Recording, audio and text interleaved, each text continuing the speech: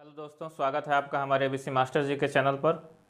अब तक हम लोग देखे होंगे कि वर्ष 2021 का पार्ट 1 और पार्ट 2 आपको वीडियो के माध्यम से उपलब्ध कराया गया है। इस वीडियो में हम वर्ष 2021 का जो कुछ प्रश्न बच गए थे, 8 प्रश्न बच गए थे, तो उन्हीं 8 प्रश्नों को इस वीडियो में हल किया जाएगा। तो चलिए शुरुआत करते हैं पहले प्रश्न के साथ। पहला प्रश्न आपके सामने है। एक वस्तु 7500 रुपये में खरीदी जाती है और 8400 रुपये में बेची जाती है। लाभ प्रतिशत है। आपके सामने ऑप्शंस हैं ए, बी, सी एंड डी। देखिए, ऐसे सवाल हमने आपको PYQ सीरीज में पहले भी करा चुका हूँ। उसमें आपको डिस्कस किया था कि क्या होता है लाभ, क्या होता है और लाभ प्रतिशत, दोनों में क्या अंतर होता है। लाभ मतलब सिंपल लाभ, जैसे आपने कोई भी चीज़ 2 रुपये में खरीद कर 3 रुपये में बेच दी तो 1 रुपये का क्या हो जाएगा, आपको लाभ हो जाता है बाबू। तो यह कंडीशन भी ठीक ठीक वैसी ही है, लेकिन यहाँ पर लाभ नहीं पूछा है, लाभ प्रतिशत पूछा है। तो लाभ प्रतिशत से पहले हमें लाभ निकालना होता है। हमने आपको यह भी बताया, क्योंकि लाभ काउंट करेंगे किस में, शत अर्थात 100 में। तो लाभ नॉर्मली जो यहाँ पे लाभ है उसको निकालिए, फिर उसको 100 में काउंट करना है हमें। तो ये रहा बेसिक जानकारी। तो आइए कुछ बेसिक जानकारी आपको बता देते हैं। देखिए, तो क्रय मूल्य और विक्रय मूल्य आपको पहले भी बता चुके हैं। क्रय मूल्य और विक्रय मूल्य, यदि आप 5 रुपये में कोई भी चीज़ खरीद कर 6 रुपये में बेचते हैं तो जो जिसमें बेचना है वही क्या है, वी, मतलब बेचना। इसी से इसको रिलेट कर लीजिए कि वी से है क्या है, बेचना है, और क्रय मतलब खरीदना है, क्रय करना है, खरीदना है। तो क्रय मूल्य कितना दिया है आपको, देखिए 7500 रुपये दिया है, और विक्रय मूल्य कितना दिया है बाबू, 8400 रुपये दिया है। अब आपको लाभ कितना हुआ, अब चूंकि ज़्यादा में बेचेंगे तो लाभ हुआ कि नहीं होगा लाभ। तो देखिए, ज़्यादा में बेच दिया तो हमने लाभ होगा। लाभ कितना होगा, 8400 और माइनस 7500, तो कितना लाभ है, 500 प्लस 400, 900 रुपये का आपको क्या है, लाभ है बाबू। ठीक, क्योंकि लाभ का फार्मूला क्या होगा, विक्रय मूल्य माइनस क्रय मूल्य। तो 900 रुपये का आपको लाभ है, लेकिन हमें सिर्फ लाभ नहीं निकालना है, प्रतिशत लाभ निकालना है। तो प्रतिशत लाभ या लाभ प्रतिशत का फार्मूला क्या होगा कि लाभ, और लाभ हम किस पर कंसिडर करेंगे बाबू, भाई लाभ आपको ये जो 900 रुपये का लाभ हुआ है, आपने ज़्यादा 900 रुपये कमाया या किस चीज़ पे कमाया है, जिस पर आप खरीद रहे हैं उसी पर ना काउंट करेंगे। आपके दिमाग में क्या है कि भैया हमने इतना में खरीदा था, इतना में बेच दिए तो इतना लाभ हो। वो लाभ किस पर हुआ, जिस पर आपने खरीदा था, इसी पर ना होता है। तो लाभ बटेगा क्या हो जाएगा फार्मूला, क्रय मूल्य। देखिए, आप फार्मूले को भूल जाते हैं, इसलिए हम हमेशा ध्यान रखें कि लाभ और हानि किस चीज़ पे कंसिडर की जाएगी, क्रय मूल्य पे। क्रय मूल्य पर ही वो काउंट होती है। चाहे हानि होगी तब भी नीचे क्रय मूल्य रहेगा, और लाभ रहेगा तब भी नीचे क्रय मूल्य रहेगा, क्योंकि इसी पर ही उसको काउंट किया जाता है। ठीक, और चूंकि ये प्रतिशत लाभ है, 100 में है, इसलिए 100 का गुणा होता है। तो देखिए, लाभ हुआ है 900 रुपये का, आराम से यहाँ पर रख दीजिए 900 बाबू। क्रय मूल्य, क्रय मूल्य कितना है, 7500 है, 7500 रख दीजिए, गुणे 100 है तो 100 रख दीजिए। बड़े आसानी से आपने क्या कर लिया। अब देखिए, इसको काटना है, 2 शून्य से 2 शून्य कट गया, ऊपर क्या आ गया 900। 900 को आप बाबू क्या लिख सकते हैं, 9 गुणे 100 लिख सकते हैं, लिख दीजिए। 75 को क्या लिख सकते हैं, 3 गुणे 25 लिख सकते हैं, लिख दीजिए। 3 से देखिए 9 काटेंगे 3 बार हो जाएगा, 25 से 100 काटेंगे कितना हो जाएगा, 4 बार हो जाएगा। 25 चौके 100, 3 तो लिख 9, 4 तिहाई 12, कितना आ गया 12%। अर्थात जो वस्तु 7500 रुपये में खरीदी गई थी, 8400 में बेच दी गई, उसको कितना लाभ मिला है, लाभ प्रतिशत कितना हुआ, 12%। ऑप्शन नंबर सी आपका सही है। एग्जाम में इतना लिखना नहीं होता है, एग्जाम में बहुत आसानी से आपने देखा 7500 से 8400, मतलब लाभ हुआ है कितना हुआ है, 500 प्लस 400 900, 900 7500 पे, मतलब 900 बटे 7500 गुणे 100, 900 बटे 75 हो गया, लगभग आधा तो मुजबानी आप कर लेंगे। तो इस तरह से आप कर ले जाएंगे। बहुत हल्का पेन उठाना है, क्योंकि सवाल को हमें 30 सेकेंड में हल करना है। चलिए अगले सवाल पर चलते हैं। ठीक है, वीडियो को रोक कर आप इसे लिख सकते हैं। यदि आप बेसिक से तैयारी कर रहे हैं तो लिख लीजिए, और फिर फास्ट करना है उसको, बिना इतना लिखना नहीं है। एग्जाम में कहाँ लिखना है आपको, ये तो सिर्फ तरीका है, एक अच्छा तरीका इस तरह से आपको बता देगा ताकि आप अच्छे से सीख जाएं। आइए क्वेश्चन नंबर 2 को देखते हैं। अगला क्वेश्चन देखिए, 2 नंबर क्या कह रहा है, एक मैच कुल आधा घंटा चलता है। गाँव घर में आपके मैच होता है, क्रिकेट। शाम को जब आप पढ़ लिख कर जाते हैं क्रिकेट खेलने तो मैच होता है, ज़्यादातर 20 या 25 मिनट का गेम होता है। उतने में तो सारी टीम 5-10 मिनट में एक टीम आउट हो जाती है, अच्छा खासा रन भी बन जाता है, और फिर दूसरी टीम भी खेल लेती है। आधा घंटा में एक मैच हो जाता है। हम लोग गांव में ऐसा ही होता है। तो देखिए यहाँ पर भी ऐसा ही है कि आपके गांव में मैच हुआ, उस मैच का कुल कितना हिस्सा हुआ है, आधा घंटा आपका मैच है। मैच की टाइमिंग रख दी गई आधा घंटा, 1/2 घंटा। 1/2 घंटा का मतलब क्या होता है बाबू, 1 घंटा 60 मिनट के बराबर होता है। तो आधा घंटा कितने मिनट का हो जाएगा, 30 मिनट का हो जाएगा। कितने मिनट का होगा, 30 मिनट का। और देखिए मैच के समय का 1/10 भाग टाइम आउट के लिए लिया जाता है। टाइम आउट, जैसे कि अब थोड़ा सा किसी को टाइम आउट के लिए लिया गया, आराम करना है, किसी को रेस्ट के लिए अलग से लिया गया है, तो टाइम आउट के लिए। तो 20 मिनट का मेन गेम है और ये टाइम आउट, ठीक है। टाइम आउट के लिए रखा गया है 1/10 हिस्सा कुल का, इस पूरे का मतलब 30 मिनट का। तो पूछ रहा है कि टाइम आउट कितने मिनट का होगा। तो जब कुल का 1/10 हिस्सा है मतलब 30 का 1/10 हिस्सा है, तो 1/10 का 30 में जैसे ही गुणा करेंगे आपको कितना मिल जाएगा, 10 तिहाई 30, 3 एकम 3, तो अर्थात 3 मिनट का है। कितने मिनट का है बाबू, 3 मिनट का। यह टाइम आउट कितने मिनट का हो गया, 3 मिनट का। आपने ऑप्शन बी टिक कर दिया। ये मुझबानी सवाल है, बहुत बड़ी नहीं है। आधा घंटा आपको पता है 30 मिनट, 30 मिनट का 1/10वां हिस्सा, 30 रुपये का 1/10, मतलब कि 30 रुपये में आप जैसे ही काउंट करते हैं उसका 30 रुपये का 1/10वां हिस्सा आपको निकालना है। तो आप निकालेंगे, तो जैसे निकालते हैं आपको क्या पता चल जाता है कि 3 मिनट। समझिए, आसानी से समझे होंगे इस बात। चलिए अगले सवाल की तरफ चलते हैं, प्रश्न संख्या 3 की तरफ। ए एक रेडियो को उसके अंकित मूल्य के 3/4 में खरीदता है तथा इसे अंकित मूल्य से 20% अधिक पर बेचता है। ए का प्रतिशत लाभ क्या है। अब इस सवाल में आपको एक नया शब्द मिला है, अंकित मूल्य। तो अंकित मूल्य जानेंगे हम क्या होता है। अंकित मूल्य बाबू मार्क्ड प्राइस, अर्थात जो छपा हुआ दाम है, ठीक है ना, उसी को क्या कहा जाता है, अंकित मूल्य कहा जाता है। जैसा कि नाम है अंकित, क्या उस पर जो छपा हो, ठीक है ना, अंकित मूल्य। तो कोई भी वस्तु है, बिस्किट है, टॉफ़ी है, या चॉकलेट खरीदने जाते हैं आप, कुछ भी खरीदने जा रहे हैं तो उस पर कुछ दाम छपा रहता है, और लेकिन आप उतना पेमेंट करके आते हैं कभी नहीं, 1-2 रुपये का डिस्काउंट ले लेते हैं। तो आप डिस्काउंट लेकर मतलब 1-2 रुपये कम, 10 रुपये की चीज़ है आपने 9 रुपये में खरीदा, तो उस पर जो मार्क प्राइस है आपने उतना पेमेंट उसको नहीं किया दुकानदार को, आपने क्या किया, कुछ कम उसको पेमेंट किया है। तो आपका क्रय मूल्य अंकित मूल्य के बराबर हुआ नहीं ना हुआ, आपने खरीदा अंकित मूल्य से थोड़ा कम में। यहाँ पर वही हुआ है। ए बहुत चालाक है, ए बहुत चालाक है। उसने क्या किया कि अंकित मूल्य के 3/4 में खरीदता है। 3/4 का मतलब 75%। आइए देखते हैं। तो देखिए अंकित मूल्य पूरे सवाल में दिया नहीं है, तो आप मान लीजिए कि अंकित मूल्य कितना है। मान लो बच्चों, मान लो कि अंकित मूल्य है 100 रुपया। जब नहीं दिया है तो मान लीजिए 100 रुपया है, ठीक। 3/4 में खरीदता है, खरीदने का मतलब क्रय मूल्य। तो जैसे ही आप क्रय मूल्य निकालेंगे तो ये अंकित मूल्य का 3/4, सवाल में कहा है कि इसका 3/4 में खरीदता है, तो 100 का 3/4 कितना हो जाएगा, 75 हो जाएगा। 4 से काटेंगे 25, 25 तिया 75, मतलब 75 रुपये। 100 रुपये की चीज़ को 75 रुपये खरीद कर लेकर चला आ रहा है, मतलब 25% का लाभ तो कमा लिया ना।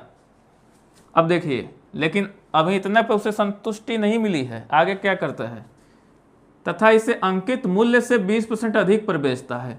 इससे भी अब अपनी दुकान पर आया, अपने गांव के दुकान, अपने घर पर आया। ये तो मार्केट से खरीद कर लाया था, अब घर में जब गांव में उसको बेच रहा है, अपने घर पर जो दुकान है, तो वहाँ पर क्या कर रहा है, इस पर 20 रुपये, इस पर 20% का लाभ, 20% का लाभ। 20% का मतलब 100 में 20, चूँकि 100 रुपये ही अंकित मूल्य हमने माना है, तो इस पर भी 20%, मतलब 100 रुपये का था तो उसको कितना में बेच रहा है, 120 रुपये में। ऐसे समझिए। देखिए विक्रय मूल्य, बेचने का मतलब क्या हुआ वो, विक्रय मूल्य। यदि आप इतना नहीं समझ पा रहे, देखिए तो विक्रय मूल्य का अंकित मूल्य से 20% अधिक पर बेचता है। तो अंकित मूल्य पहले कितना था, 100 रुपये है, यह है। अब इसका भी 20%, माने 100 का 20%। तो जैसे 100 का 20% निकालेंगे 20/100 हो जाएगा। 100 से 100 कैंसिल हो गया, कितना आ गया, 100 + 20 अर्थात 120 रुपये। बेचा कितने में, 120 रुपये में। 20% अधिक पर बेचने का मतलब 100 पर 20 रुपये का लाभ हुआ। 100 रुपये था, 20 रुपये और जोड़ दिए, 120 रुपये हो गए। अब देखिए, अब आप आराम से निकाल सकते हैं। सवाल पहले की तरह हो गई कि प्रतिशत लाभ पूछा आपसे, विक्रय मिला, क्रय मिला, तो लाभ हो गया। लाभ कितना हुआ है बाबू आपको, अब देखिए, अब पता करेंगे कि एक्चुअल लाभ कितना हुआ है। लाभ देखो, अब लाभ के लिए विक्रय ये हुआ 120 और क्रय कितना हुआ 75, तो लाभ कितना हो जाएगा, विक्रय मूल्य माइनस क्रय मूल्य, 120 माइनस 75, 120 माइनस 75 कितना आ जाएगा, 45 रुपये, ठीक। 25 इधर हो गया और 20 इधर ज़्यादा है, 45 रुपये। अब देखिए आपसे पूछा है प्रतिशत लाभ। आपको पिछले ही अभी सवाल में बताया था कि प्रतिशत लाभ बराबर क्या होता है, लाभ बटे के क्रय मूल्य गुणे 100। लाभ बटे के, लाभ कहाँ पे कंसीडर करेंगे, क्रय मूल्य पे, तो क्रय मूल्य पर कंसीडर करेंगे और चूंकि प्रतिशत है इसलिए 100 का क्या करते हैं हम इसमें गुणा करते हैं। लाभ हुआ है 45 रुपये का बाबू और क्रय मूल्य कितना है आपका 75 रुपये है, गुणे 100, 100 पर काउंट करना है आपको। तो देखिए 45 75 3 से काट दीजिए, कितना हो जाएगा 3 15 3 45, 3 से इसको काटेंगे कितना हो जाएगा 25 हो जाएगा, 25 से 100 को काटेंगे क्या जाएगा 4 हो जाएगा, 15 चौके 60, ठीक है 60%। तो आप पाते हैं कि उसको एक्चुअल में 60% का लाभ हुआ है। ये काफ़ी चालाक है, सीधे 60% का लाभ कमा रहा है। कौन सा धंधा किया है भाई, मेडिसिन वाला धंधा है। चलिए अगले सवाल की तरफ चलते हैं, प्रश्न संख्या 4 पे। प्रश्न संख्या 4 में देखिए बच्चों, एक रेलगाड़ी दिल्ली से 8:15 AM पर चलती है। बहुत मुजबानी सवाल है ये, लगाने की भी जरूरत नहीं है इसको, तथा अजमेर 2:30 PM पर पहुंचती है। ठीक, तो देखिए रेलगाड़ी है, दिल्ली चली है 8:15 AM पे। देखिए ये आपके पास घड़ी है, आपको पता होगा यहाँ पे 12 बजता है और यहाँ पे 6 और यहाँ पे 3, यहाँ पे 9, फिर 1, फिर 2, इधर 4, इधर 5, इधर 6, इधर 7 और बीच में 8 भी रहेगा सॉरी 6 के बाद यहाँ 7 आएगा और देखो यहाँ पे 8 आ गया, फिर 9 के बाद 10 और ये 11। ठीक, तो देखो अब यहाँ पे सेंटर है, सेंटर वाली सुई क्या कह रहा है कि दिल्ली कहाँ चली, दिल्ली से 8:15 AM पर चलती है। अब आपके दिल्ली से रेलगाड़ी चली है छुक छुक और वो कहाँ पे पहुँचना है, उसको अजमेर शरीफ पहुँचना है बाबू, अजमेर शरीफ पहुँचना है दिल्ली से अजमेर शरीफ। ठीक है, तो अजमेर शरीफ जब जा रही है गाड़ी तो पूछ रहा है कि अजमेर शरीफ पहुँच कितने बजे रही है, 2:30 PM पर पहुँच रही है, 2:30 PM पर, और चली कितने हैं AM, AM मतलब सुबह मॉर्निंग टाइम, और PM का मतलब होता है दोपहर वाला समय। ठीक है ना, मतलब 12 बजे के बाद, 12 बजे के बाद क्या हो जाता है बाबू, PM हो जाता है। ठीक, दिन में, ठीक है ना, दोपहर में, और 12 बजे के पहले मतलब रात 12 बजे से दिन के मतलब दोपहर के 12 बजे से पहले क्या होता है, AM होता है। ठीक है ना, इधर AM होगा। ठीक है, मॉर्निंग टाइम में, ठीक मॉर्निंग टाइम में क्या होगा, AM होगा, और ये दोपहर वाला क्या कहलाता है, दोपहर वाला चीज़ क्या हो जाएगी, दोपहर। ठीक, दोपहर वाला PM होता है। तो आप 2:30 बजे पहुंच रहे हैं, मतलब घड़ी वाली सुई ऐसे होगी, ठीक ऐसे पहुंच रही है, 2:30 बजे कहाँ पहुंच गई, अजमेर पहुंच गई, और चली कब थी, 8:15 बजे, 8:15 AM पे चली थी। ठीक है ना, 8 बज के, ये अलग, अब थोड़ा सा दिमाग में बनाइएगा, सब कुछ यहीं पे बना देंगे तो क्या हो जाएगी, खिचड़ी हो जाएगी। तो दिमाग में बनाइए कि 8:15 बजे बाबू, मतलब 8 पर ये और यहाँ 15 वाली यहाँ पे सुई रहेगी 3 पर, तभी ना 5 मिनट 5 मिनट 5 मिनट 5 5 10 5 15 मिनट। अब देखिए आपसे पूछा है कितना समय लगा, मुजबानी है, आपको समझाने के लिए इतना सब कर रहे हैं तो सब बस 1-2 सेकंड में कर सकते हैं आप इसको। देखिए 8:15 पर चला है और 2:30 बजे पहुंचा है। देखिए 12 बजे के बाद कितना घंटा है, 2.5 घंटा है, और 12 बजे के पहले कितना है, 8 बजे यदि लेते हैं, 15 को ख़त्म करिए, 8 बजे लेंगे तो 4 घंटा, लेकिन 4 घंटा में क्या करना है हमें, 15 मिनट कम करना है। ठीक है, और यहाँ पे 2.5 घंटा है, तो 4 2 6 और 6 घंटा 30 मिनट हुआ, और चूँकि 15 मिनट कम करना है तो 15 मिनट कम कर देंगे तो कितना आ जाएगा, 6 घंटा 15 मिनट। तो आपके पास ऑप्शन क्या है, 6 घंटा 15 मिनट इसका सही है। आप ऐसे भी कर सकते हैं, देखिए इधर कितना हुआ, 12 बजे के पहले जब आप निकालते हैं तो देखिए 12 बजे के पहले आपके पास कितना है, 4 घंटा 15 मिनट, और 12 बजे के बाद कितना घंटा है, 2 घंटा 30 मिनट, इतना है। अब इस तरह से यदि आप 3 घंटा है यहाँ पे ना बाबू, 3 घंटा, अब यहाँ पे कितना है, 3 घंटा 45 मिनट है बाबू, ये एक्चुअल में इतना है। ठीक है ना, तो ये देखिए कितना हो जाएगा, 5 12 से पहले कितना है, 4 घंटे में 15 मिनट कम है, तो क्या लिखेंगे, 3 घंटा 45 मिनट लिखेंगे, न कि 4 घंटा 15 मिनट लिख देंगे, तब तो पूरा गलत हो जाएगा। 3 2 देखिए, 4 3 7, 3 2 5, 5 घंटा 75 मिनट, इसका मतलब क्या हुआ, 75 मिनट में 60 मिनट दे देंगे इधर, तो ये 6 घंटा हो जाएगा, और 6 घंटा 15 मिनट। इस तरह से भी कर सकते हैं, यदि आप ऐसे करना चाहें तो ऐसे कर लीजिए। ठीक है, तो दोनों तरह हैं, जैसे आप करिए ज़्यादा बेहतर है, आप दिमाग में थोड़ा सा माइंड में माइंड मैप बनाइए, दिमाग में घड़ी को बनाइए। अच्छा इतना इतना इधर है तो इतना हो गया, तुरंत हो गया सवाल। चलिए अगले सवाल की तरफ। अगली सवाल है, देखिए आपको स्क्रीन पर दिख रहा होगा, कह रहा है कि x बटे 25, देखिए सवाल है हम लिख दे रहे हैं, कह रहा है कि x बटे के 25 बराबर 196 बटे के x ऐसा हो तो x का मान ज्ञात कीजिए। ठीक है ना, तो x का मान ज्ञात कीजिए। हाँ यही है, x बटे 25 बराबर 196 बटे x, तो x का मान ज्ञात कीजिए। ऑप्शन दिया हुआ है। ठीक है, तो देखिए इसको सॉल्व कीजिए। तो इसको सॉल्व करने के देखिए बाबू, इसमें एक नया तरीका क्या है, आपको पहले से पता है, तिर्यक गुणा होता है। देखिए इधर इसका गुणा इसमें होगा और इसका गुणा इसमें होगा, तो x गुणा x में होगा तो x गुणे x लिखेंगे, और 25 में क्या हो जाएगा, 196 का गुणा हो जाएगा, तो 25 गुणे 196 लिखेंगे। अब x का गुणा 2 बार हुआ है तो क्या हो जाएगा, x स्क्वायर हो जाएगा। और इधर 25 किसका स्क्वायर होता है बाबू, 25 होता है 5 का स्क्वायर, और 196 किसका स्क्वायर होता है, 196 होता है 14 का स्क्वायर। किसका स्क्वायर होता है, 14 का स्क्वायर होता है। तो जैसा ही अब देखिए, अब x चूंकि स्क्वायर लगा है तो इधर क्या हो जाएगा, वर्गमूल लग जाएगा, तो 5 का स्क्वायर और ये कितना हो गया, 14 का स्क्वायर। आपको पता है कि जब वर्गमूल की जो अंदर की संख्याएं हैं, जब उनका वर्गमूल निकलता है तो क्या हो जाएगा, अब देखिए स्क्वायर में है तो एक बार आएगा बाहर, और ये भी 14 का स्क्वायर है तो एक बार बाहर आएगा, तो 14 5 70। तो इसका क्या हो जाएगा राइट आंसर कि x की वैल्यू कितनी हो गई, 70। तो ये थी सवाल जो कि नवोदय में पूछा हुआ है। बहुत सिंपल सवाल है, क्योंकि कुछ है नहीं इसमें, सीधे तिर्यक गुणा करना है। और हमें ये कंसेप्ट समझना है, वर्गमूल का एक कंसेप्ट है, एक तिर्यक गुणा का कंसेप्ट हो गया। वर्ग यदि आपको याद है तो बड़े आसानी से कर सकते हैं। 25 किसका वर्ग है, 5 का। 196 किसका वर्ग है, 14 का। ऐसे ना याद हो तो आप दूसरे तरीके से भी कर सकते हैं, डायरेक्ट वर्गमूल निकालिए, फिर 25 का क्या कर देंगे, फैक्टर करेंगे 5 गुणे 5, फिर जोड़ा बनाएंगे, उसी तरह 14 गुणे 14 करेंगे, फिर जोड़ा बनाएंगे, तो क्या आएगा, इसको करेंगे तो 2 गुणे 7 गुणे 2 गुणे 7 इस तरह से आएगा, फिर जोड़ा बनाकर उसको बाहर करेंगे। तो ऐसे भी लगा सकते हैं, लेकिन यदि आपको वर्ग और वर्गमूल में वर्ग का जो याद रहेगा तो आप बड़े आसानी से सवाल को कर सकते हैं। चलिए अगले सवाल देखिए बच्चों, अगली कुछ सवालें दशमलव वाली सवालें हैं। दशमलव में इनका योग, मतलब दशमलव का जोड़। ठीक, दशमलव में लगभग वैल्यू कितनी होती है, या निकटतम पूर्ण संख्या कैसे लिखी जाएगी, इन सब पे ये तीनों प्रश्न हैं। इससे पहले भी पीवाई के सीरीज में हमने दशमलव का जो मेन कंसेप्ट था, कैसे जोड़ना है, आपको पहले बता चुका हूँ। तो मन तो यही कर रहा है कि आपको ये होमवर्क में दे दूँ, आप इसको करिए और लगाइए। फिर भी एक आध सवाल आपको बता देता हूँ। जैसे देखिए कम मान है लगभग, जैसे इसको बता दे रहा हूँ। देखिए क्वेश्चन नंबर 7 को देखिए क्या कर रहा है, 3.003 गुणे 15 प्लस 0.00123 प्लस 5.002575। इसको जोड़ना है तो पहले क्या करेंगे, इसको हम गुणा करेंगे। 15 तियाँ 45, जीरो में करेंगे गुणा तो फिर 4 आ ही जाएगा।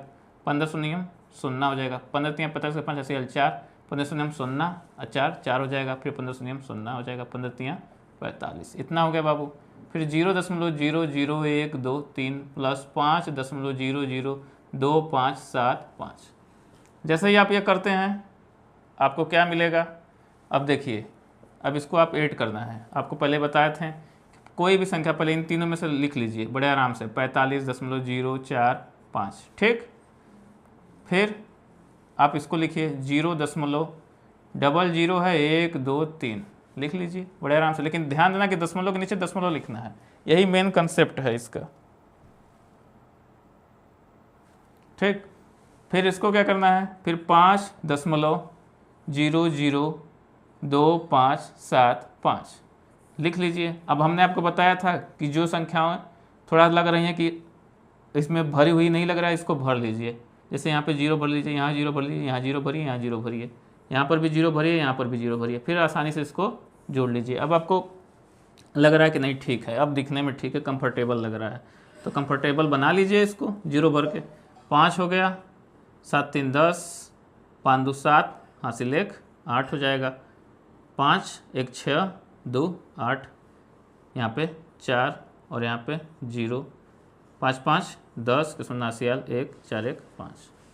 अब आप देख रहे हैं कि 50.0488805। अब देखिए जैसे ही अब इसकी निकटतम वैल्यू आपसे पूछा है 48, 49, 50, 51। 48 तो होगा नहीं, 49 तो होगा नहीं, ये तो आपको समझ में आ रहा है। अब 50, 51 में किसको लिखें? तो 50 तो लिख देंगे, लेकिन आगे यदि ये वैल्यू देखिए 0 है और फिर दूसरा अंक 4 ही है तो क्या हो गया? अब यह इसकी वैल्यू एक को क्या लिखते हैं? अब देखिए एक जब 0, एक इसके नियरेस्ट होता है 0.999 इसके नियरेस्ट। अब इसमें 0.1 जैसे जुड़ता है, 0.1 जैसे जुड़ता है, जैसे 0.9 में जैसे 0.1 जुड़ेगा 9 1 10 तब 1 मिलता है। अब देख रहे हैं कि यह वैल्यू जो 0 मतलब दशमलव के बाद की वैल्यू क्या है? 9 से बहुत छोटी है, मतलब एकदम 0 है, तो इसकी वैल्यू निग्लिजिबल हो जाएगी, नगण्य हो जाएगी, कंसिडर नहीं होगी, इसलिए इसकी वैल्यू क्या हो जाएगी? 50। इसलिए ऑप्शन नंबर 50 क्या होगा? सही होगा। यदि इसकी वैल्यू कुछ होती, मतलब यदि यहाँ पे 8 होता है, मतलब 5 के बाद होता है ये इसकी वैल्यू, तब हम क्या करते हैं? तब 51 को टिक कर सकते थे, ठीक है, जब 5 के बाद होता। अगर उससे छोटा है तो क्या करेंगे? 50 को टिक करेंगे। तो ये इसका निकटतम वैल्यू है। सेम वे ऐसे यह भी है, आपको निकटतम वैल्यू पूर्ण संख्या में निकालनी है, क्योंकि यह भी क्या करना है? पूर्ण संख्या में आपने लिखा है। अगली सवाल भी ऐड करना है, यही कंसेप्ट लगेगा। दशमलव को लगातार लगाते जाइए, एकदम एक रो में सीधे बाकी अंकों को लिखिए और फिर उसको 0 के द्वारा फिलअप कर लीजिए और फिलअप करने के बाद आसानी से जोड़ लीजिए। जोड़ने तो आपको आता ही है, बस आपको हासिल का जोड़ना चाहिए। अब इतना तो आएगा अगर आप नवोदय सैनिक स्कूल CHS की तैयारी कर रहे हैं तो ये सवाल आसानी से लगा सकते हैं। बाकी जो सवालें बच गई हैं उसको आप खुद से लगाइए और लगाकर कमेंट बॉक्स में कमेंट करिए। चलिए मिलेंगे हम फिर अगले सीरीज, अगले चूँकि यह 2021 का ख़त्म हो गया तो 2020 के प्रश्नों के साथ। तब तक के लिए खूब पढ़िए, आगे बढ़िए। धन्यवाद।